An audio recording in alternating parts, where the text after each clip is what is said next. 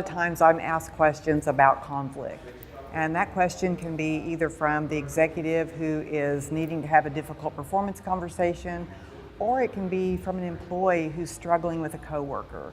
And so I like to define conflict a couple of different ways, because once we start thinking about conflict differently, we handle it differently.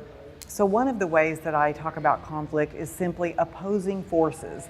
In other words, there's an arrow going to the left and an arrow going to the right.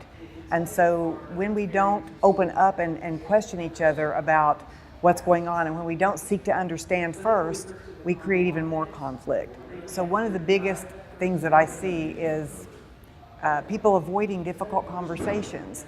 And we have a lot of reasons for that. In fact, I hear everything from, well, today it's the company picnic, or, well, they've got seniority and I don't want to rock the boat, they're getting ready for their anniversary, or they're going through a difficult divorce. And before long, the conversation that you avoid today, when it comes to leadership, becomes a lawsuit 10 years later.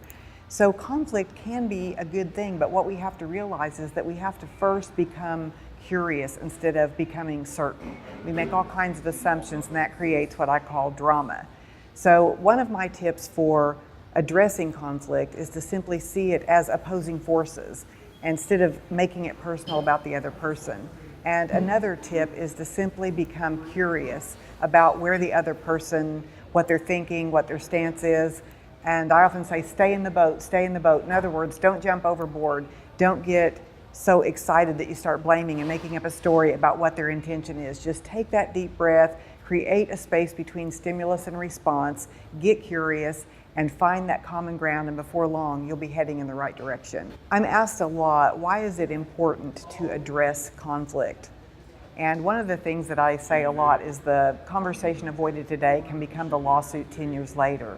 Now, I'm talking about that on a corporate level, but let me share something in the realm of conflict that will help everybody no matter what their level. What I've found is that there's 4 main reasons for what I call relationship drama, and all conflict involves relationships. So the first reason for relationship conflict is that we're unwilling or unable to speak our highest truth. We avoid a conversation, or we try to appease someone. The second reason is that we don't set the appropriate boundaries, so people don't know the expectations. The third reason is that we think that we are 100% responsible for someone else's success, well-being, or happiness. And the fourth reason is that we think that they are responsible for our success, well-being, or happiness. The way that you know if you're in one of those four reasons for conflict is just by listening to the way that people talk about conflict. They say things like, well, if it wasn't for my employees, I would have a great workplace. Or if it wasn't for my boss, if it wasn't for the way this or that person behaved. But the reality is we're all responsible for our own interpretations and for the energy we bring to the world. So once you start to understand that conflict is really, at the root of it, it's about relationships. And once you understand that you are 100% responsible for what you bring to the relationship, if you clean that up, then you can resolve conflict very easily. So here's what's exciting about conflict. Conflict teaches you where you need to grow. So if there's anyone in your life where you're having conflict, that person's in your life, look at that person as your teacher. They will teach you whether you need to become more curious, more patient, whether you need to set a better boundary, whether you need to learn how to speak your truth.